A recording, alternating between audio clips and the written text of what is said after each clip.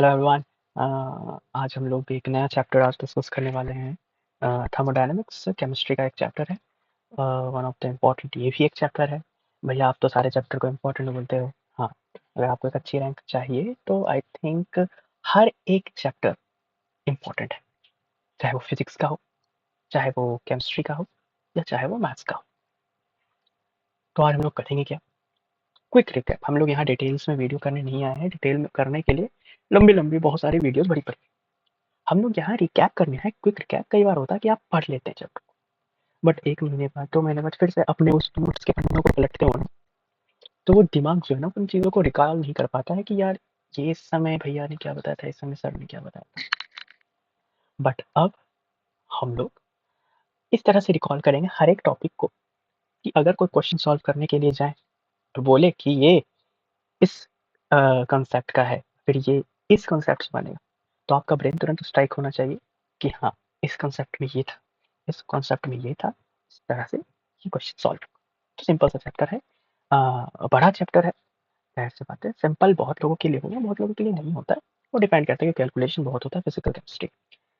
तो let's start this wonderful journey of thermodynamics and thermochemistry. तो चलो डुबकी मारते हैं इस चैप्टर पे और शुरू करते हैं इस बेहतरीन से चैप्टर को। थर्मोडायनेमिक्स एक शानदार, एक बेहतरीन सा चैप्टर जो किसी इंट्रोडक्शन की मोहताज नहीं है। सबको पता है कि हम लोग इस चैप्टर से थर्मो मतलब हीट के बारे में पढ़ते हैं, किस तरह से बिहेविंग होता है नेचर। ठीक है, अब जाहिर सी बात है इसमें केमिकल थर्मोडायनेमिक्स का हमें दिया हुआ है बेसिक डेफिनेशन कि क्या क्या होता है थर्मोडायनेमिक्स। यही केमिकल एनर्जी इन्वॉल्व होता है केमिकल थर्मोडायनेमिक्स में। थर्मोडायनेमिक्स बताता है एनर्जी किस तरह से ट्रांसफॉर्म होता है, deals with heat changes during system surrounding. Thermodynamics जब भी बात करेंगे हम लोग दो चीज को लेकर बात करेंगे, एक सिस्टम और एक बाहर का सराउंडिंग। इन्हीं दो के आसपास इस पूरे चैप्टर का गेम है, इसी के आसपास ये पूरा चैप्टर घूमेगा, सिस्टम और एक सराउंडिंग। तो वही है कि थर्मोडायनेमिक्स जल्दी जल्दी हम लोग रिकैप कर रहे हैं, तो आई होप आपको समझ आए। थर्मोडायनेमिक्स जो है वो स्टडी करता है, डील करता है सिस्टम सराउंडिंग को। फिर ये फेल हो गया, थर्मोडायनेमिक्स की लिमिटेशन भी है कि it fails to explain the system away from the equilibrium. ठीक है, तो ये एक है। फिर कौन कौन से यूनिवर्स जो थर्मोडायनेमिक्स का स्टडी की, ये सब बाहर का, ये सब उतना इंपॉर्टेंट नहीं है, तो सबको हटा देते हैं। यूनिवर्स जो है सिस्टम प्लस सराउंडिंग होता है, इसी दो में से खेल हो। जैसे सिस्टम जिसपे हीट का एक्सचेंज होगा, जिसमें हीट डालेंगे, जिसमें एनर्जी का काम होगा, और सराउंडिंग जिसमें वो हीट रिलीज करेगा, क्या करेगा। तो universe is composition of system and surrounding. इसी दो चीज से बना हुआ है हमारा यूनिवर्स, और इसी दो के बीच में हमारा थर्मोडायनेमिक्स खेलेगा गेम अपना। अब यहाँ से आता है ओपन सिस्टम क्या होता, जिसमें एनर्जी का सराउंडिंग में एक्सचेंज हो सके, उसे ओपन सिस्टम बोलेंगे। ओपन सिस्टम मतलब पता है कि जाहिर सी बात है, where there is exchange of energy is possible between system and the surroundings, right? ठीक है सर। क्लोज सिस्टम क्या है? क्लोज सिस्टम मतलब क्या है कि जहां पर मैटर एक्सचेंज नहीं होगा सराउंडिंग का। ठीक है, जहां पर मैटर एक्सचेंज नहीं होगा लेकिन एनर्जी हो सकता है। नहीं समझे? The system where only the energy but not the matter exchanged. Open system क्या था? ओपन मतलब जिसमें मैटर प्लस एनर्जी दोनों का सराउंडिंग से एक्सचेंज हो सकता है। क्लोज सिस्टम क्या है? जिसमें सिर्फ एनर्जी का एक्सचेंज होगा, मैटर का एक्सचेंज नहीं होगा। ठीक है, ये लिखते चलो, मैटर एक्सचेंज नहीं करेगा। और तीसरा है आइसोलेटेड सिस्टम, जिसमें ना ही मैटर एक्सचेंज होगा, ना ही एनर्जी एक्सचेंज होगा। वो एक आइसोलेटेड वर्ल्ड में, वो एक अपने एक अलग दुनिया में आइसोलेट रह के रह जाए, तो उसे आइसोलेटेड सिस्टम बोलते हैं। सपोज हम लोग किसी मिल्टन का या किसी का भी बोतल लेते हैं जिसमें गर्म पानी रहता है तो गर्म ही रहता है, जिसमें ठंडा पानी रहता है तो ठंडा ही रहता है। क्यों ऐसा होता है? क्योंकि वो आइसोलेटेड सिस्टम एक बनाने की कोशिश करता है। वैसे हर एक बोतल जो मिल्टन मैंने बोला, ये परफेक्टली आइसोलेटेड तो नहीं रहता। एट कुछ समय के बाद वो एनर्जी लॉस कर देता, वापस पानी ठंडा हो जाता है, बट टाइम लगता है उसको ठंडा होने में, तुरंत ठंडा नहीं होता। तो एक आइसोलेट सिस्टम बनाने की वो कोशिश करता है। तो आइसोलेट मतलब वो होगा जो परफेक्टली आइसोलेटेड सिस्टम कहेंगे जिसे, इसमें एनर्जी का एक्सचेंज नहीं होगा और ना ही मैटर का एक्सचेंज होगा। ठीक है, अगर जो चीज ठंडा है तो वो ठंडा ही रहेगा, जो चीज गर्म है तो वो गर्म थे। चलो समझ गए, 3 तरह के सिस्टम थे, ओपन, क्लोज, आइसोलेटेड। ठीक है, देख लो आइसोलेटेड मतलब no exchange of energy and matter. अब चलते हैं आगे, होमोजीनियस, हेट्रोजीनियस, ये बचपन से हम लोगों ने पढ़ा है। होमोजीनियस जिसमें यूनिफॉर्मली डिस्ट्रीब्यूटेड रहता है सारा चीज, हेट्रोजीनियस जिसमें नॉन यूनिफॉर्मली रहता है। ठीक है, इसलिए उसी तरह से ये सिस्टम जो होता है होमोजीनियस सॉल्यूशन और हेट्रोजीनियस सॉल्यूशन, जैसे हम लोगों ने पढ़ा था उसी प्रकार का है कि system consisting of only one phase, homogeneous मतलब होमो मतलब वन, हेट्रो मतलब 2-3 फेज जिसमें कंसिस्ट होगा तो हेट्रो। ठीक है, उसी टाइप से मिलता जुलता, ये इंपॉर्टेंट उतना है नहीं, तो जो जो इंपॉर्टेंट रहेगा ना मैं उस पर मार्क करते रहूंगा। ठीक है, ये सिंबल देख लो रेड कलर से मार्क कर दूंगा, जो जो तुम्हें ध्यान देना है। स्टेट ऑफ द सिस्टम क्या है, स्टेट ऑफ द सिस्टम मतलब बोले तो where is my blue colour, कि system P V is equal to N R, ठीक है उतना नहीं है। हाँ ये अब आता है इंपॉर्टेंट, स्टेट फंक्शन और स्टेट वेरिएबल क्या होता है। स्टेट फंक्शन क्या होता है, स्टेट फंक्शन वो होता है जो मैं बोल रहा हूँ पहले उस पर ध्यान दो, जो पाथ पे डिपेंड नहीं करेगा, जो बस इनिशियल और फाइनल पोजीशन पे डिपेंड करेगा। मतलब मतलब कोई भी वर्क डन किसी भी पथ से हो, चाहे वो ऐसा वाला पाथ से हो जाए, चाहे वो ये ट्रायंगल बना के पाथ से करे या रेक्टेंगल बना के काम करे, जैसा भी हो उसको कोई मतलब नहीं। तुम ए बी सी डी जिस तरह का पाथ लेना है तुम्हें लो, उसे बट एक चीज से मतलब है, उसका इनिशियल पोजीशन कहाँ है, मतलब वो चालू कहाँ से हुआ है और फाइनल पोजीशन क्या है, वो खत्म कहाँ पर है, तो वो बताता है तुमको स्टेट फंक्शन। तो सिंपल सी बात है, state function independent of path रहता है। तो एक और बात याद आ गया, स्टेट फंक्शन कौन सा फंक्शन होता है, इंडिपेंडेंट ऑफ पाथ, मतलब जिसके जो भी रास्ता अपना उससे कोई मतलब नहीं है, उसे बस मतलब है कि भाई तुमने शुरू कहाँ से किया था और खत्म कहाँ पर कर रहे हो। स्टेट फंक्शन कुछ इसी प्रकार का फंक्शन है जैसे हर एक बच्चे जो भी जेडब्ल्यू नीट की तैयारी कर रहे होंगे उसकी जो अभी हालत है, आप जितनी मेहनत कर लो, आप जितने खून पसीना जो होता है वो बहा लो, है ना, आप जितना रात भर जगो, है ना, पढ़ाई करो, स्क्रीन में अपनी आंखों को मतलब बर्बाद कर दो, लेकिन वो मेहनत कोई नहीं देखेगा, बाद में आपका रिजल्ट ही सब देखेगा कि भाई तेरा सिलेक्शन हुआ कि नहीं, है ना। तो आप जितनी भी कठिनाइयों से गुजर रहे हो ये कोई नहीं देखता, वो देखता है कि आप जो मुकाम हासिल करने के लिए मेहनत कर रहे थे वो आप हासिल किए गए, कुछ इसी प्रकार का स्टेट फंक्शन। ठीक है, ये इंपॉर्टेंट है। क्या इंपॉर्टेंट है भैया जी, ये जितने भी एनर्जी होते हैं ना, internal, enthalpy, entropy, Gibbs energy, ये सब एनर्जी के फॉर्म है। इंथैल्पी भी एनर्जी को ही बोलते हैं, एंट्रोपी भी एक तरह का जो रैंडमनेस होता है मोशन में उसको एंट्रोपी बोलते हैं, वो भी एक एनर्जी का ही सराउंडिंग चीज है। तो वो फिर गिब्स एनर्जी तो एनर्जी का ही एक तरीका है, आगे पढ़ेंगे सब, energy, Gibbs energy, internal energy, enthalpy आगे पढ़ता है। तो ये सब जो है स्टेट फंक्शन के अंदर आता है। तो याद कर लो, ये पूछता है कि कौन कौन इसमें स्टेट फंक्शन है, मैच करो कौन कौन इसमें है ना स्टेट फंक्शन नहीं है। तो याद रखना जितने भी एनर्जी है, इंथैल्पी है, इंट्रोपी है, गिब्स एनर्जी है, प्रेशर है, टेम्परेचर है, वॉल्यूम है, नंबर ऑफ मोल्स, क्या क्या, energy, pressure, temperature and moles, ये स्टेट फंक्शन के अंदर आएंगे। ठीक है, क्या क्या, energy, pressure, temperature and moles, energy, pressure, temperature and moles, EPTM, EPTM, energy, pressure, temperature and mole, ये सब स्टेट फंक्शन के अंदर आएंगे। पाथ फंक्शन क्या होता है भैया जी, पाथ फंक्शन वो होता है जो पाथ पे डिपेंड करेगा, मतलब तुम कौन सा रास्ता अपना रहे हो उस पे डिपेंड करेगा चीजें, उसमें डिपेंड करेगा बातें कि हाँ कौन कौन सी बातें हैं। ठीक है, तो वो पथ फंक्शन होगा। तो पथ फंक्शन में चलो let's start. Property of sensor depends on the path is work and heat, ये याद रखना। क्या याद रखना कि फंक्शन जो है पथ फंक्शन उसमें दो ही चीज आता है, कौन कौन से दो चीजें, वो दो चीज है वर्क और हीट, इसको रखो रंग से, वर्क और हीट। पाथ फंक्शन में दो ही है, वर्क और हीट। अगर तुम्हें कहीं वर्क और हीट लिखा हुआ है तो वो पाथ फंक्शन है, ये तो पता चल गया। लेकिन भैया अगर वर्क हीट पता है और कोई तीसरा दिया हुआ जो ना ही मैंने पढ़ा था स्टेट फंक्शन में ना ही पाथ फंक्शन में, तब देखो वर्क हीट ही पाथ फंक्शन है, अगर कोई तीसरा दिया हुआ है तो जाहिर सी बात है वो स्टेट फंक्शन नहीं होगा। तो बस पाथ फंक्शन भी याद रख लो, वर्क और heat, W H, W H होता है ना who, world world health organization, organization, तो WH उसका याद रखो कि पाथ फंक्शन, ठीक है। अब प्रोसेस कौन कौन से तरीके के होते हैं, चलो जल्दी जल्दी से कंप्लीट करते हैं। अब तक हमने पढ़ लिया कौन कौन सिस्टम होते हैं, open system, close system, isolated system.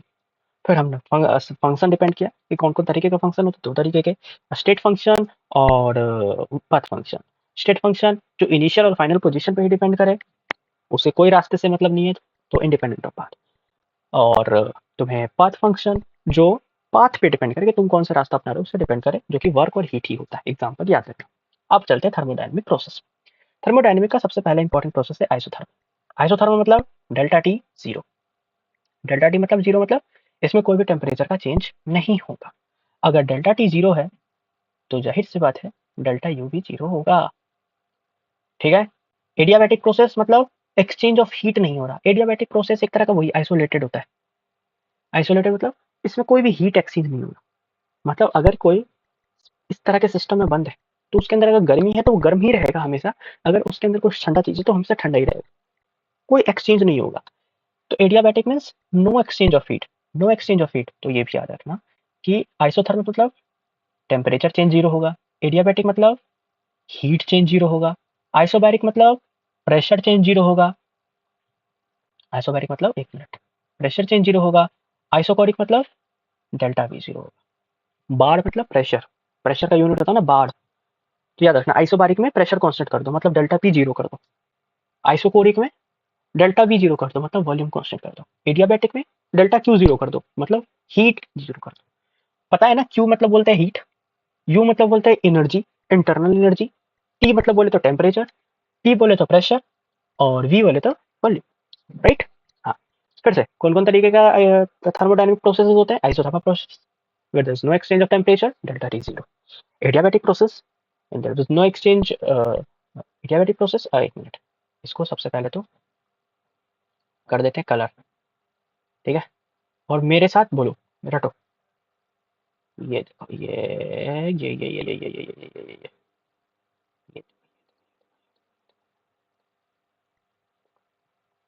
ठीक है। अब बोलो मेरे साथ, रिवाइज करो। चार प्रोसेस होता है thermodynamic, isothermal, adiabatic, isobaric, isochoric. Isothermal temperature exchange zero, temperature में हीट का एक्सचेंज जीरो होगा, डेल्टा टी जीरो। आइसोबारिक बार मतलब प्रेशर, प्रेशर का यूनिट होता है बार, तो आइसोबारिक मतलब डेल्टा पी जीरो मतलब प्रेशर कांस्टेंट है। आइसोकोरिक मतलब डेल्टा वी जीरो मतलब वॉल्यूम जीरो है, मतलब वॉल्यूम में चेंज जीरो है। एडियाबैटिक प्रोसेस, इसमें हीट का एक्सचेंज नहीं है, तो डेल्टा क्यू या फिर क्यू जीरो, क्यू जीरो मतलब हीट एक्सचेंज जीरो। समझ गए? चलो, इतनी बार क्यों बोलते हो भैया, याद तो हो ही जाता है, आई नो, बट फिर भी समझाना पड़ता है कि पूरा भूलो मत कुछ। जाहिर सी बात है तुम यहाँ पर आए हो पढ़ने क्योंकि थोड़ा सा भूले हो पढ़ के, है ना। अब चलते हैं साइक्लिक प्रोसेस में। साइक्लिक प्रोसेस, जाहिर सी बात है इनिशियल और फाइनल पोजीशन सेम हो जाता है, जिसमें उसको बोलते हैं साइक्लिक पोजीशन। मतलब तुम जहां से भी शुरू करो ये करके और वापस उसी जगह पर आ गए जहां से शुरू किए थे, ये जगह है वो, तो वो साइक्लिक पोजीशन है। ये तो चिड़िया बन गया हुआ। हाँ, तो ये वो साइक्लिक पोजीशन होगा। तुम यहाँ से ऐसे यूं करके आए, पूरा एकदम घूम फिर के आए अमेरिका, लंदन, ऑस्ट्रेलिया, वापस वापस कोरिया पे आ गए। तो ये पूरे प्रोसेस को जो तुम किए हो ऐसे घूम फिर के वापस उसी जगह पर आ जाना, तो साइक्लिक प्रोसेस मतलब इनिशियल और फाइनल जो पोजीशन है वो सेम होना चाहिए। साइक्लिक मतलब सिर्फ गोल ही नहीं होता, ठीक है। तो साइक्लिक पोजीशन में क्या बात करना, याद रखना कि डेल्टा यू और डेल्टा एच जीरो होता है। डेल्टा एच क्या होता है, एनर्जी होता है, अभी के लिए एनर्जी होता है। तो डेल्टा यू जो इंटरनल एनर्जी है और डेल्टा एच जो है ये जीरो होगा साइक्लिक प्रोसेस में। डेल्टा यू और डेल्टा एच जीरो क्यों होगा, पढ़ा तो था, पढ़ा तो था कि ये सब इनिशियल और फाइनल पोजीशन पे ही डिपेंड करते हैं, क्योंकि ये स्टेट फंक्शन है, एनर्जी है, क्योंकि एनर्जी का स्टेट फंक्शन होता है, और state function final minus initial होता है। अब फाइनल और इनिशियल दोनों एक ही पॉइंट है, तो जाहिर सी बात है final is equal to initial हो गया, तो जीरो हो गया। इसलिए डेल्टा एनर्जी जो होगा वो साइक्लिक प्रोसेस में जीरो होगा, क्योंकि वो स्टेट फंक्शन होता है, राइट। तो ये बात भी याद रखने वाली है, क्या क्या, कि डेल्टा यू और डेल्टा एच जीरो होगा, मतलब एनर्जी के टर्म्स जो है जीरो होंगे इन साइक्लिक प्रोसेस, साइक्लिक प्रोसेस। चलो, अब चलते हैं रिवर्सिबल और इरिवर्सिबल प्रोसेस क्या होता है भैया।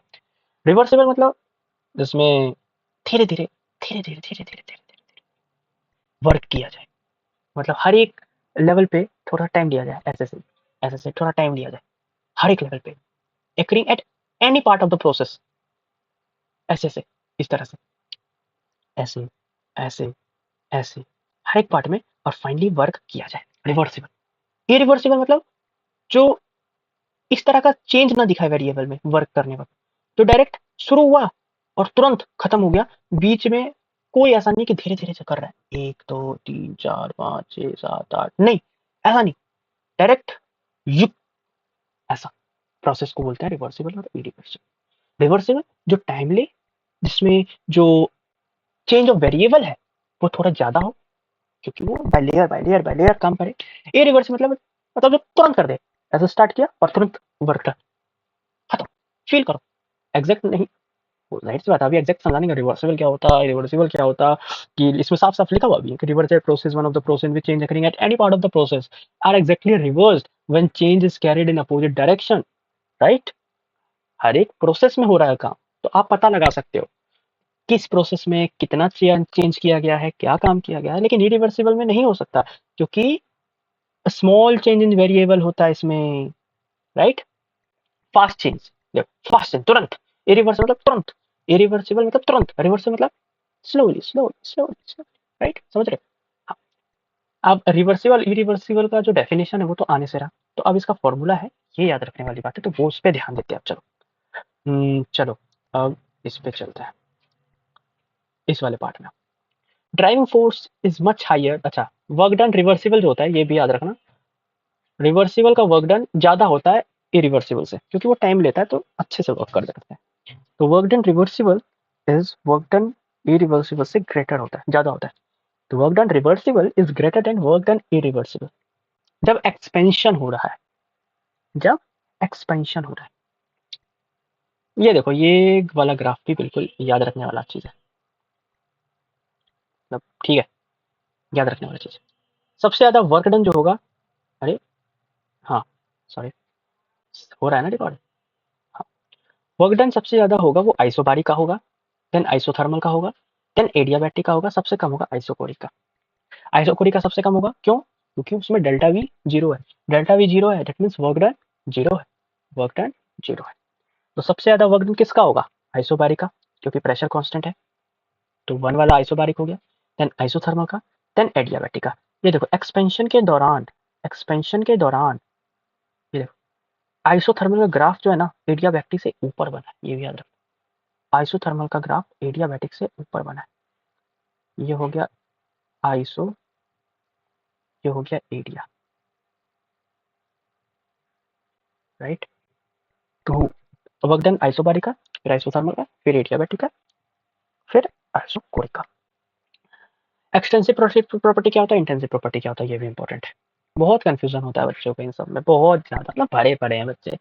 एक्सटेंसिव प्रॉपर्टी वो होता है जिसको काट दो, जिस चीज को, मतलब एक्सटेंसिव प्रॉपर्टी में जो जो सब्सटेंस है अगर उसको काटा जाए तो उस पर चेंज होगा, मीन्स अगर उसको काटा जाए, उस पर कुछ बदलाव किया जाए तो उस पर चेंज होगा, तो उसको बोलते हैं एक्सटेंसिव प्रॉपर्टी, एक्सटेंसिव प्रॉपर्टी, ठीक है, यस, चेंज होगा। इंटेंसिव प्रॉपर्टी मतलब जो क्वांटिटी और साइज पे डिपेंड ही नहीं कर रहा, तुम उसको बढ़ाओ घटाओ जो करो, उसका प्रॉपर्टी में कोई चेंज नहीं आने वाला, दैट इज इंटेंसिव। आप इसके एग्जांपल भी याद रखो, एक्सटेंसिव में आता है मास, अरे ये क्या हो रहा है, एक्सटेंसिव में याद रखो mass, volume, internal energy, enthalpy, Gibbs energy, right, extensive. अब जाहिर सी बात है वॉल्यूम ऑफ गैस को कम करेंगे तो जाहिर सी बात है वॉल्यूम घट जाएगा, मास को कम करेंगे मास घट जाएगा, एनर्जी कम लगाएंगे एनर्जी कम लगेगा। इंटेंसिटी प्रॉपर्टी क्या होता है, डेंसिटी, अगर कोई लिक्विड है उसकी डेंसिटी कुछ ए है, उस पानी को ले लो तो क्या डेंसिटी में फर्क पड़ेगा, क्या नहीं पड़ेगा। अब मोलर वॉल्यूम, ये सब जो रेशियो है, ये सब जो रेशियो, जाहिर सी बात है आप क्वांटिटी घटा रहे हो, इससे रेशियो में अंतर आएगा क्या, नहीं। जो 4/7 का रेशियो था वो तुम चाहे, सॉरी कुछ आसान सा लेते हैं, 2/3 का रेशियो था वो तुम 12/18 से करो, है ना। तो 12/18 और क्या बोलते हैं 2/3, ये दोनों एक ही बात है ना भाई। बस एक में मास बढ़ गया, एक में मास घटा हुआ है, रेशियो में तो कोई अंतर नहीं आया। तो वही है, सिंपल सी बात है। एक्सटेंसिव मतलब चेंज हो जाएगा काटने पर कूटने पर, इंटेंसिव मतलब there will be no change. अब आते हैं इंटरनल एनर्जी की बात।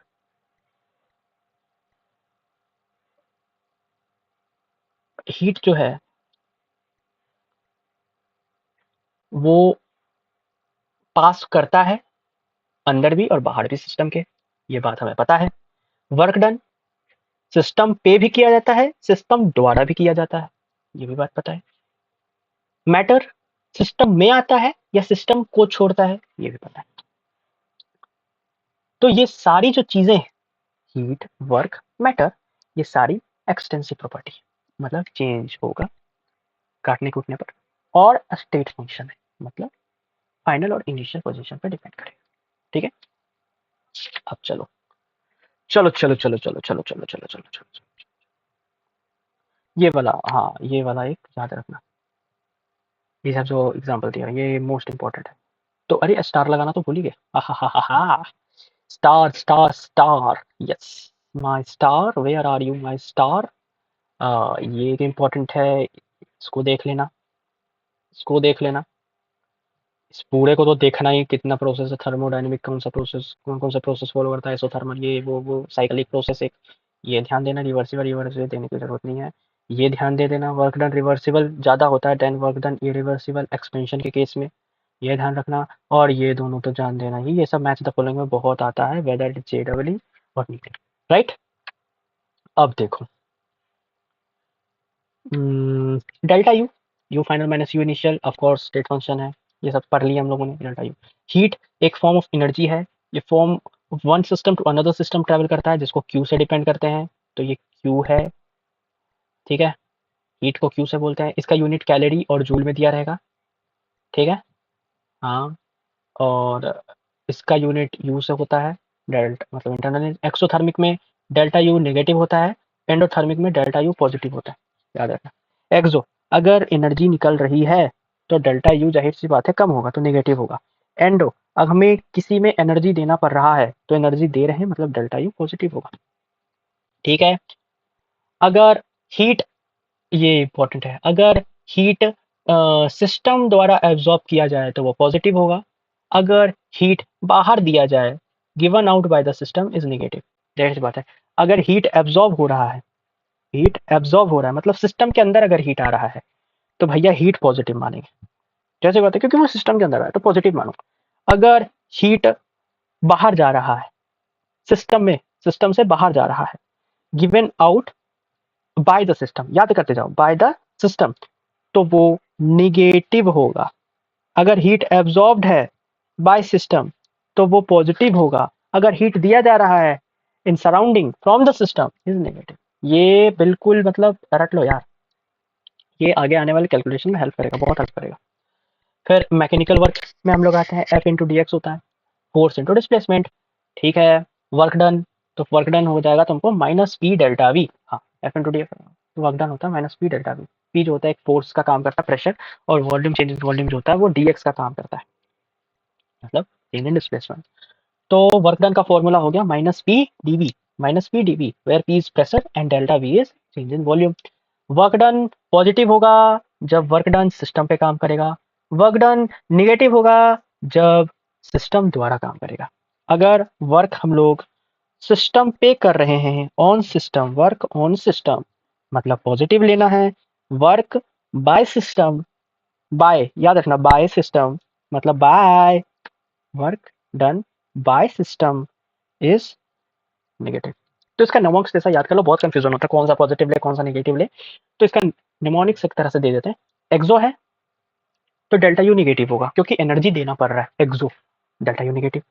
एंडो है, एनर्जी ले रहे हैं, तो वो डेल्टा यू पॉजिटिव होगा। ये तो सिंपल है, ये रिलेट कर सकते हैं। हीट में क्या होगा, अगर सिस्टम एब्जॉर्ब कर रहा है, राइट, मतलब वो गेन कर रहा है, पॉजिटिव होगा। सिस्टम अपने अंदर से हीट दे रहा है मतलब वो लूज कर रहा है, हीट को समझो पैसा है, हीट समझो पैसा है, तो जाहिर सी बात है तुम अगर तुम्हें पैसा मिल रहा है तो ये तो अच्छी खबर है ना, पॉजिटिव है, तो वही है, हीट अगर एब्जॉर्ब हो रहा है तो दैट इज पॉजिटिव, हीट अगर रिलीज हो रहा है दैट इज नेगेटिव। तो हीट को एक पैसे की नजर से देखना, ठीक है, हीट पैसा है, जब तुम्हें मिलेगा, सिस्टम को मिलेगा तो पॉजिटिव होगा, जब सिस्टम से निकलेगा पैसा निकल गया, नेगेटिव होगा। अब वर्क डन अगर सिस्टम पे करेंगे, मतलब अगर मैं तुम अपनी बॉडी को बिल्कुल, मतलब मेरा बॉडी सिस्टम है, तो मैं अपने अंदर अगर अपने खुद के लिए अगर काम कर रहा हूँ that means it's a positive thing, right. मैं खुद के लिए काम कर रहा हूँ, मैं अपने लिए जी रहा हूँ, दैट मीन्स पॉजिटिव। तो उसी तरह वर्क डन अगर सिस्टम पे होगा that means it's positive thing. Work done system करेगा, मतलब मुझे करना पड़ रहा है दूसरे के लिए काम, दैट इज नेगेटिव। थोड़ा सा वो गंदा चीज, मैं अपने लिए काम करूंगा यार, दूसरे के क्यों करूँ, ऐसा भावना। ये निमोनिक्स याद रखने का तरीका, वर्क डन अगर सिस्टम पे होगा, लेकिन मेरे पे होगा पॉजिटिव, वर्क डन सिस्टम द्वारा होगा, ठीक है, it's a good thing, right. तो चलो, ये तो बड़ा बढ़िया बात हो गया सर, तो निमोनिक्स जैसा याद हो गया। अब फर्स्ट लॉ क्या बोलता है, फर्स्ट लॉ यही बोलता है भाई कि जैसे समझो अगर दो है, ठीक है, दो चीजें उसमें हीट आ रहा है, ठीक है, फर्स्ट लॉ, अच्छा फर्स्ट लॉ है क्या, अच्छा हाँ, सिस्टम हीट है, तो delta U equal to Q plus W, first law of thermodynamics. ओहो, क्या है, delta U equal to Q plus W, delta U change in internal energy, Q heat, W water, delta U is equal to Q plus W, delta U is equal to Q plus W, that is the first law of thermodynamics. चलो भैया, अब चलो शुरू करते हैं, formula पे चलते हैं। Work done in isothermal reversible expansion is ये minus P X T V. Work done का सिंपल सा फॉर्मूला होगा minus P X T V, V one से वी टू से लेकर हमने इंटीग्रेट करना पड़ेगा। वर्क डन रिवर्सिबल क्या होगा, work done reversible in terms of pressure क्या होगा, ये याद करो, क्या है, वर्क डन रिवर्सिबल आइसोथर्मल में delta T is equal to zero, work done reversible में minus 2.303 N R T log V two by V one, और दूसरा हो जाएगा minus 2.303 N R T log P one upon P two. ठीक है, तो समझ आ गया कि आइसोथर्मल में अगर हम लोग जाएंगे और वो वर्क डन पूछेगा तो इस तरह का ये फॉर्मूला होगा, इस फॉर्मूला में पुट करना पड़ेगा, एन पर of moles, R gas constant, और जो दिया रहेगा गिवन क्वेश्चन में टेम्परेचर, और V two upon V one volume, right. अब चलते हैं फ्री एक्सपेंशन। फ्री एक्सपेंशन में भी हर बार एक सवाल आया है। फ्री एक्सपेंशन में सिंपल सी बात मानो कि पी जीरो होगा, पी एक्सटर्नल जब जीरो होगा तो वो फ्री एक्सपेंशन कहा जाएगा। अब पी एक्सटर्नल जीरो है तो वर्क डन जीरो हो गया, वर्क डन जीरो हो गया तो आइसोथर्मल टेम्परेचर भी कांस्टेंट होगा, तो आइसोथर्मल में टेम्परेचर कांस्टेंट हो गया तो तुम्हें क्यू भी जीरो हो गया और इंटरनल एनर्जी भी जीरो हो गया, दैट मीन्स डेल्टा क्यू और डेल्टा यू सब जीरो, मतलब delta Q delta U work done सब जीरो हो जाएगा फ्री एक्सपेंशन जब भी बात करेंगे तब। चलो ठीक है, वर्क डन इन एडियाबैटिक प्रोसेस, वर्क डन इन एडियाबैटिक प्रोसेस क्या होगा, जाहिर सी बात है वर्क डन एडियाबैटिक में क्या होगा, change in internal energy is equal to work done होगा, क्योंकि क्यू जो होगा वो जीरो होगा, और Q is equal to delta U plus work done होता है, तो क्यू अगर जीरो हो गया तो delta U is equal to work done हो जाएगा, क्योंकि एडियाबैटिक में क्यू जीरो होता है। चलो, ये आ गया, ये आ गया, ये आ गया, ये आ गया, ये आ गया। अब आते हैं इंथैल्पी, इंथैल्पी की बात करने आते हैं। इंथैल्पी में क्या होता है, total heat content of a system eight constant pressure and temperature, pressure को कांस्टेंट और टेम्परेचर को कांस्टेंट रखकर पूरे एक सिस्टम में जितना हीट है उसको बोलते हैं हम लोग कि वो इस सिस्टम का इंथैल्पी है। इंथैल्पी का formula H is equal to U plus P V, H is equal to U plus P V, रट लो, बिल्कुल रट लो, H is equal to U plus P V. ठीक है, डेल्टा एच किसी भी प्रोसेस का delta H plus U plus work done, मतलब क्यू की जगह एच यूज करके भी हम लोग कर सकते हैं। तो एक तरह से हीट जो है ना, क्यू जो हम लोग बोलते हैं वो हीट एच है, क्यू जो है वही एच है, क्योंकि इसमें देखो टोटल हीट कंटेंट, तो एक तरह से इंथैल्पी जो एच का नाम दिया गया वो एक तरह का क्यू ही है, वो क्या है, एक तरह का क्यू ही है। एंडोथर्मिक में डेल्टा एच पॉजिटिव होता है एंडो, और एक्सोथर्मिक में डेल्टा एच नेगेटिव होता है, याद रखना। एंडो में, endothermic delta H positive, energy देना पड़ रहा है, एनर्जी हमें देना पड़ रहा है बाहर, तो डेल्टा एच पॉजिटिव हो जाएगा। और एक्सोथर्मिक में देना पड़ रहा नहीं, लेना पड़ रहा है, तो वही बात है, क्यू जैसा ही, बिल्कुल क्यू जैसा, बिल्कुल क्यू जैसा। एंडो में क्या होता, एनर्जी मिलता है सिस्टम को, एनर्जी देना पड़ता है सिस्टम को, तो डेल्टा एच पॉजिटिव होगा, क्योंकि डेल्टा एच बोले तो क्यू, क्यू बोले तो पैसा, पैसा आ रहा है पॉजिटिव, वही है। तो एक्सो में जाहिर सी बात एनर्जी निकलेगा, तो क्यू निकल रहा है, क्यू निकल रहा है मतलब डेल्टा एच नेगेटिव। चलो बढ़िया, ये भी याद रखने वाली बात हो गई। इस सबको करते चलो मार्क, ये इंपॉर्टेंट है, क्वेश्चन बनेगा इससे। Delta H is equal to delta U plus B delta V, फिर डेल्टा एच पॉजिटिव होता है एंडो में, डेल्टा एच नेगेटिव होता है तुमको एक्सो में, ये भी याद होगा। फिर फ्री एक्सपेंशन की बात हमेशा करता है, पी एक्सटर्नल जीरो होता है, जिसमें पी एक्सटर्नल जीरो होने के कारण डेल्टा यू डेल्टा क्यू और वर्क डन सब जीरो हो जाता है, जो मैं बोल रहा हूँ उसे भी लिखते चलो। फिर ये तो इंपॉर्टेंट है, work done reversible minus 2.302 NRT log V two by V one 2.302 NRT upon log P one by P two. Yes. अब डेल्टा एच और डेल्टा यू के बीच में क्या रिलेशन होता है, delta H is equal to delta U plus P delta V होता है, तो पी डेल्टा वी को हम लोग P V is equal to NRT होता है, तो डेल्टा एनआरटी नहीं लिख सकते पीवी की जगह, क्या बात करो सर, बिल्कुल लिख सकते हैं भैया, लिख सकते हैं, क्यों नहीं लिख सकते, बस वही है, बस वही है, ये सब दिया बस। ये देखो इन प्रोसेस सिस्टम लूज कर रहा है इतना हीट, क्यों जा रहा है माइनस लेंगे, क्यों माइनस लिया गया, 400 जूल वर्क सिस्टम डन करेगा, तो सिस्टम अगर डन कर रहा है क्या हो रहा है, उसमें थोड़ा सा एरर आ गया था। हाँ, हीट जो है 400 जूल का वर्क डन कर रहा है, वर्क डन कर रहा है, सिस्टम पे कर रहा है, मतलब भैया तो मेरे लिए फायदे की बात है, पॉजिटिव, पॉजिटिव। तो डेल्टा यू जो होगा इस डेल्टा क्यू प्लस डब्ल्यू होता है, क्यू माइनस है, वर्क डन पॉजिटिव है, कर दो आंसर आ जाएगा। अरे यार ये तो बड़ा आसान था। अब चलो दूसरा में चलते हैं, heat capacity and specific heat में बात करते हैं। सी जो होता है क्यू अपॉन डी टी बोलते हैं, C D Q upon D T, ये एक तरह का, ये क्या हो रहा है, हीट कैपेसिटी किसी भी सब्सटेंस का क्या होता है, amount of heat required to raise it temperature to 1 degree का, किसी भी सब्सटेंस का अगर बोल रहे हैं कि इसका हीट कैपेसिटी इतना है, दैट मीन्स उस कंपाउंड के टेम्परेचर को 1 डिग्री सेल्सियस बढ़ाने के लिए जितनी हमें एनर्जी लगेगी, वो हीट कैपेसिटी बताना चाह रहा है। अगर किसी का हीट कैपेसिटी सपोज कुछ एक्स है, तो मैं बोलूंगा कि उस सब्सटेंस का हीट कैपेसिटी एक्स है, इसका मतलब कि उस सब्सटेंस को 1 डिग्री सेल्सियस बढ़ाने के लिए मुझे एक्स जूल का हीट देना पड़ेगा, समझे, वही है C is equal to D Q upon D T. तो ये फॉर्मूला भी याद हो गया कि C is equal to D Q upon D T. चलो भैया, सी वी क्या हो गया, अगर हीट कैपेसिटी की बात हम लोग कांस्टेंट वॉल्यूम में कर रहे हैं तो उसको सी वी से डिनोट करेंगे, तो डेल्टा यू का फॉर्मूला एक और आ जाता है N C V delta T, भैया इसको भी मार्क कर लो, N C V delta T, तो डेल्टा यू बराबर N C V delta T, C V is air at constant value, specific heat capacity at constant value, ठीक है।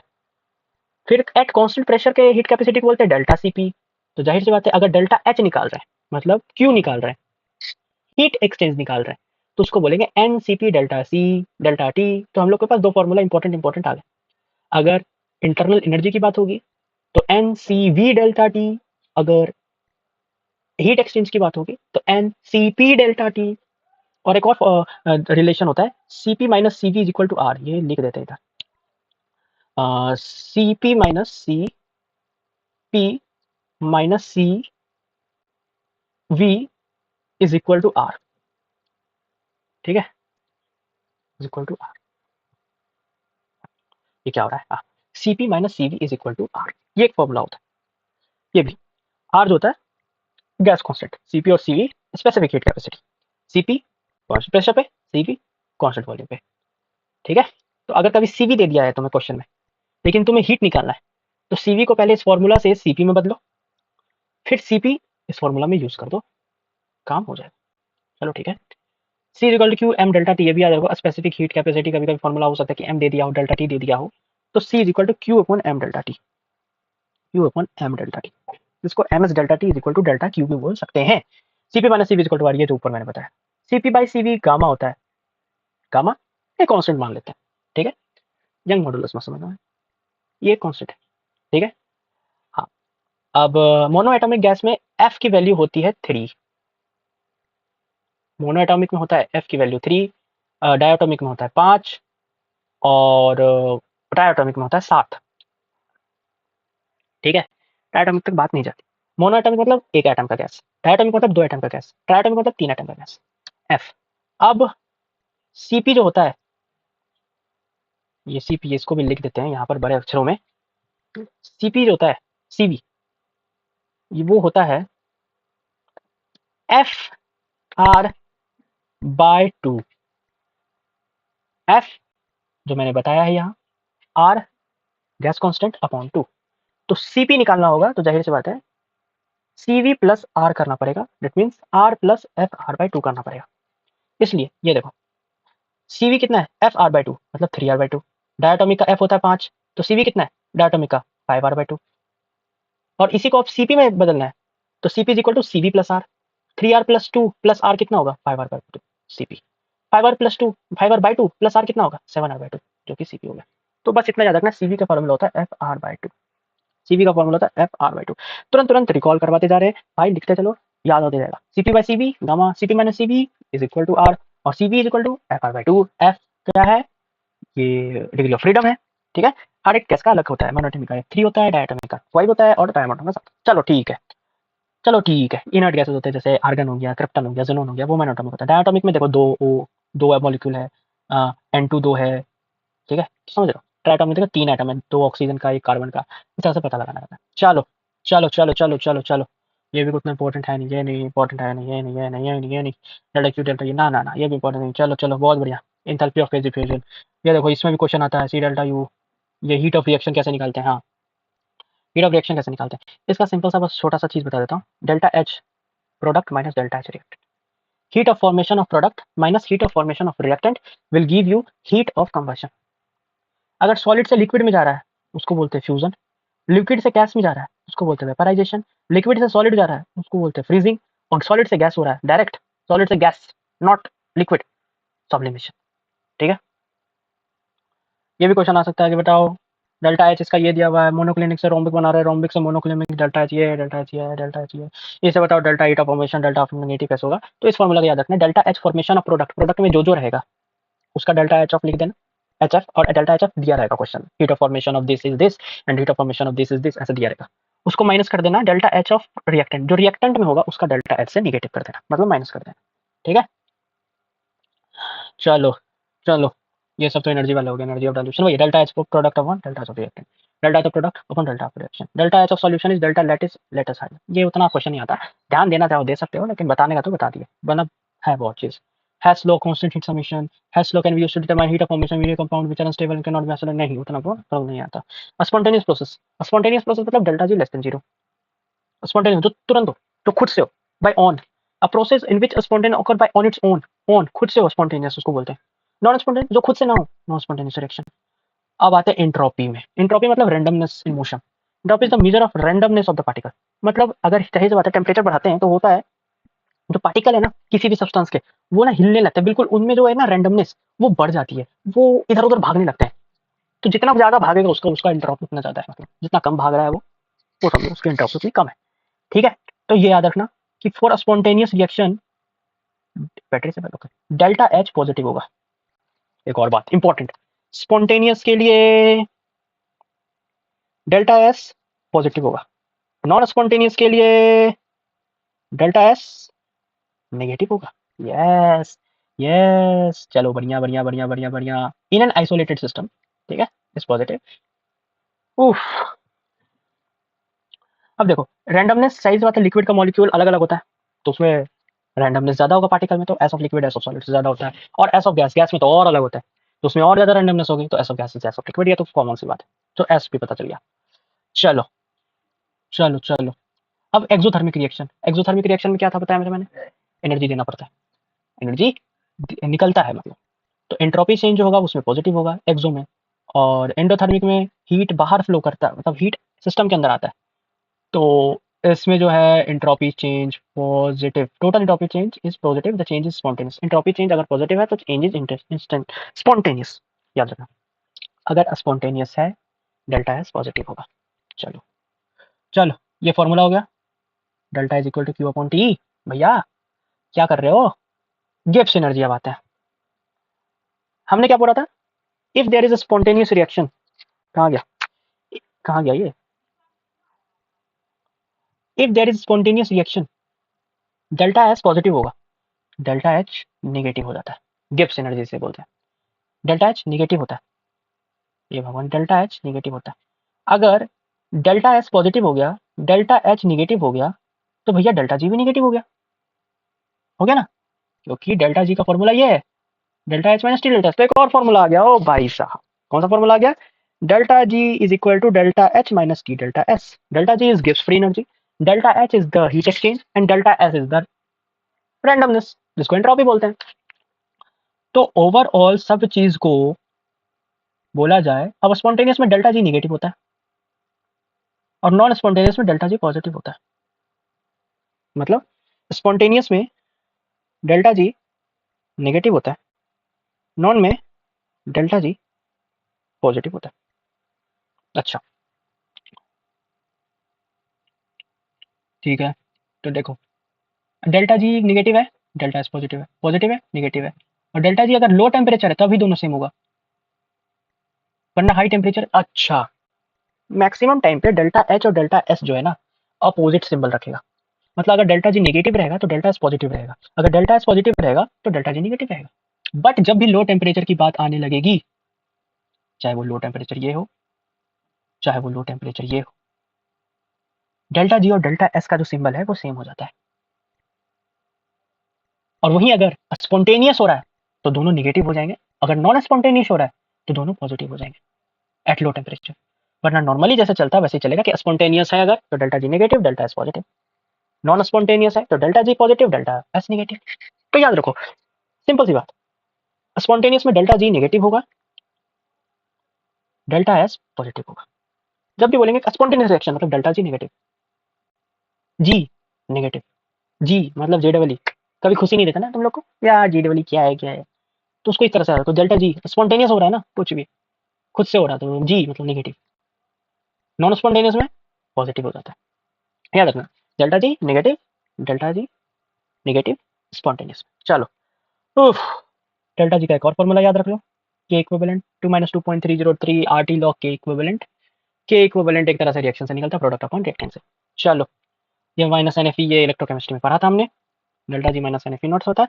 तो डेल्टा जी भी हो गया पढ़ाई भैया, और ये हो गया तुमको क्यू डेल्टा टी। ये देखो, find out actual constant C O delta G minus 2 point log K 2.3 जो आर टी। अब जाहिर सी बात है, पूछा गया हमसे इक्विलिब्रियम कांस्टेंट मतलब के इक्विलिब्रियम निकालना है, तो डेल्टा जी का फॉर्मूला हमने पढ़ा अभी 2.302 आर टी लॉग के इक्विवेलेंट। तो लॉग के equivalent delta G 2.38 anti log of 2.3 निकालेंगे, तो जाहिर सी बात है 2.4 इंटू 10 ये क्वेश्चन में भी दिया रहता है, तो तुम्हें दिमाग लगाने की जरूरत नहीं है। उसी तरह delta G of product minus delta of G of reactant. अब डेल्टा जी ऑफ प्रोडक्ट कैसे दिया हुआ है देखो, अब देखो delta G of Z N two plus 147.2 दिया हुआ है, Z N two plus product में ना, product minus delta G of reactant, reactant में कौन है सी यू, सी यू का काची है 64 65 माइनस 65, निकल कर आ गया टोटल डेल्टा जी। आ तो भैया ये कुछ फॉर्मूलाज थे जो पूरा हो चुका है, खत्म हो गया थर्मोडायनेमिक्स का क्विक रिव्यू जिसे कहते हैं। क्विक रिव्यू में सबसे पहले था हम लोगों ने पढ़ा कि भैया, पूरा क्विक रिव्यू कर देते हैं, ठीक है। हम लोगों ने सबसे पहले तो क्या किया, सिस्टम के बारे में पढ़ा, एक्सटेंसिव प्रॉपर्टी, फिर इंटेंसिव प्रॉपर्टी पढ़ी, फिर स्टेट फंक्शन पढ़ा, फिर पथ फंक्शन में पढ़ा, ठीक है, फिर इंटेंसिव प्रॉपर्टी पढ़ी, एक्सटेंसिव प्रॉपर्टी पढ़ी जैसा मैंने बोला, फिर वर्क डन पढ़ा, फिर हम लोगों ने पढ़ा कितने प्रकार के प्रोसेस होते हैं, आइसोथर्मल, आइसोबारिक, आइसोकोरिक, एडियाबैटिक, ठीक है। फिर फ्री एक्सपेंशन पढ़ा कि पी एक्सटर्नल जो है जिसमें अगर जीरो हो, ठीक है, और डेल्टा क्यू डेल्टा यू और डेल्टा वर्क डन, मतलब वर्क डन डेल्टा नहीं वर्क डन, वो सारे जीरो हो जाते हैं फ्री एक्सपेंशन में। फिर उसके आगे बढ़ा तो वर्क डन किसका सबसे ज़्यादा होता है, जैसे बस जिसमें प्रेशर कॉन्सेंट होता है उसका सबसे ज़्यादा होता है, फिर आइसोकोरिक का होता है, फिर एडियाबैटिक का होता है, एंड देन लास्ट में आइसोकोरिक का वर्क डन होता है ड्यूरिंग एक्सपेंशन। फिर उसके बाद आगे बढ़ते गए तो हम लोगों ने चेंज देखा कि एनर्जी का जो सिंबल का हम लोग लेते हैं, सिंबल लेते हैं कि एक्सोथर्मिक में क्या लेते हैं, एंडोथर्मिक में क्या लेते हैं। तो हमने पढ़ा कि जो हीट है उसको पैसे की तरह मानो, अगर एक्सोथर्मिक है, हीट का लूज हो रहा है, तो जाहिर सी बात है हीट लूज हो रहा है मतलब पैसे जा रहे हैं, पैसे जा रहे हैं मतलब उसमें निगेटिव लेंगे, एंडो में पैसे आ रहे हैं मतलब पॉजिटिव लेंगे, तो डेल्टा क्यू हो गया पॉजिटिव। अगर वर्क डन सिस्टम में हो रहा है तो वर्क डन पॉजिटिव होगा, वर्क डन अगर सिस्टम करेगा तो नेगेटिव होगा, वो एक बात हम लोगों ने याद रखा। फिर हमने एक फॉर्मूला याद किया आइसोथर्मल का कि वर्क डन बाय रिवर्सिबल जो होगा वो होगा -2.302 NRT log V two by V one, या फिर -2.302 NRT upon log P one upon P two, work done in isothermal process हो गया। फिर उसके बाद delta U equal to Q plus W, जो कि फर्स्ट लॉ ऑफ थर्मोडायनेमिक्स से बहुत इंपॉर्टेंट लॉ है। Delta U is internal energy, Q is heat and work done, W is work done. Work done का फॉर्मूला हमने पढ़ा PDV होता है, चाहे उसे इंटीग्रेट करो। फिर हम लोग आगे पढ़ा तो हम लोग आते हैं इस पे, क्या बोलते हैं उसे, स्पेसिफिक हीट में आते हैं। स्पेसिफिक हीट क्या बोलता है कि अगर 1 डिग्री सेल्सियस से किसी भी बॉडी का टेम्परेचर बढ़ाना है, तो ज़ाहिर-सी बात है जितनी हमें उसमें हीट देनी पड़ती है, उसे स्पेसिफिक हीट बोलते हैं, ठीक है? अब डेल्टा यू अगर निकालना है स्पेसिफिक हीट के टर्म्स में, तो उसका फ़ॉर्मूला हमने पढ़ा NCV delta T. CV is the specific heat at constant volume. CP अगर डेल्टा एच निकालना है, मतलब या फिर डेल्टा क्यू हीट एक्सचेंज निकालना है इन टर्म्स ऑफ सीपी, तो हम लोग फ़ॉर्मूला यूज़ किया एनसीपी डेल्टा टी। सीपी जो होगा वो एक तरह का वो स्पेसिफिक हीट है होता है, एक होता है कांस्टेंट प्रेशर पे होता है। तो हम लोगों ने एनसीवी डेल्टा टी और एनसीपी डेल्टा टी समझ लिया। फिर आगे बढ़े तो भैया CP minus CV is equal to R एक फॉर्मूला होता है। सीवी जो होता है उसका फॉर्मूला होता है F R by two. F इसमें होता है डिग्री ऑफ फ्रीडम, जो मोनोटॉमिक का 3 होता है, डायटोमिक का 5 होता है, ठीक है। सीपी का निकालना है तो CP minus CV is equal to R. इस रिलेशन से हम लोग सीवी से सीपी निकाल सकते हैं। चलो ये भी हो गया। फिर हम लोग आगे बढ़ते हैं एंडोथर्मिक और एक्सोथर्मिक में। एंडोथर्मिक में फिर हम लोग आते हैं इंथैल्पी जो होता है डेल्टा एच, वो पॉजिटिव होता है क्योंकि उसमें हीट जो है हमें मिल रहा है, तो वो पॉजिटिव माना जाएगा। एक्सोथर्मिक होगा तो डेल्टा एच नेगेटिव हो जाता है। ये हम लोगों ने साइन कन्वेंशन सीखा। फिर हम लोग आते हैं आगे और सी के फॉर्मूला, जैसे स्पेसिफिक हीट का फॉर्मूला भी था एक D Q by D T, या फिर M S delta T is equal to D Q. ये 2 फॉर्मूला और था। फिर और नीचे बढ़ते हैं तो एक और फॉर्मूला आ जाता है। हम लोग एंट्रोपी के बारे में समझते हैं कि रैंडमनेस कितना होता है, तो Q by T is entropy. Q by T is entropy वही होता है, ठीक है। अब फिर और आगे नीचे बढ़ते हैं तो हम लोगों ने पढ़ा कि स्पॉन्टेनियस रिएक्शन जब होगा तो डेल्टा जी नेगेटिव होगा, और नॉन स्पॉन्टेनियस होगा तो डेल्टा जी पॉजिटिव होगा। अगर डेल्टा जी नेगेटिव है स्पॉन्टेनियस में, तो जाहिर सी बात है डेल्टा एस पॉजिटिव हो जाएगा। दोनों एक दूसरे के अपोजिट रहते हैं सिंबल पे। अगर डेल्टा जी नेगेटिव है तो डेल्टा एस पॉजिटिव हो जाएगा। अगर डेल्टा एस नेगेटिव है तो डेल्टा जी पॉजिटिव हो जाएगा, ठीक है। फिर लो टेम्परेचर में ही डेल्टा जी अगर नेगेटिव है तो डेल्टा एस भी नेगेटिव होगा। डेल्टा जी अगर पॉजिटिव है तो डेल्टा एस भी पॉजिटिव होगा एट लो टेम्परेचर। ये हम लोगों ने पढ़ा। फिर हम लोग एक और फॉर्मूला पे आते हैं, delta G is equal to delta H minus T delta S. हम लोग गिब्स एनर्जी समझते हैं क्योंकि डेल्टा जी हम लोग जिसे बोलते हैं, गिब्स एनर्जी का रिलेशन होता है ये एंट्रोपी के साथ और हीट के साथ, जो कि होता है delta G is equal to delta H minus T delta S. तो इससे हम लोग गिब्स एनर्जी भी नहीं निकाल सकते हैं। और एक और होता है गिब्स एनर्जी का फॉर्मूला, आई थिंक वो मुझे बता देना चाहिए। आ, वो फॉर्मूला क्या होता है? Delta G is equal to PDP, नहीं इसको अच्छे से लिखता हूँ। ओहो, ये फॉर्मूला होता है, एक मिनट, डी जी, कैपिटल में डी जी, मतलब change in Gibbs energy is V D P minus S D T. D G मतलब change in Gibbs energy, V D P मतलब volume with change in pressure, minus S D T मतलब entropy by change in temperature, by rate of change in temperature, ठीक है। S D T मतलब entropy into rate of change of temperature. तो D G मतलब volume into rate of change of pressure minus entropy into rate of change of temperature. तो हम लोगों ने ये पढ़ा। फिर हम लोगों ने हीट का जो फॉर्मेशन होता है, हीट ऑफ कंबशन होता है, वो कैसे निकालते हैं, तो delta H product minus delta H reactant करके हम लोग डेल्टा एच कंबशन पूरे रिएक्शन का निकाल सकते हैं स्टोइकियोमेट्रिक कोफिशिएंट से मल्टीप्लाई करके, ठीक है। तो यहाँ तक हम लोगों ने पूरा पढ़ लिया है। तो यही था हमारा चैप्टर, शानदार रहा। तो आई होप पसंद आया हो। चलिए ठीक है, तो सी यू एवरीवन, बाय बाय।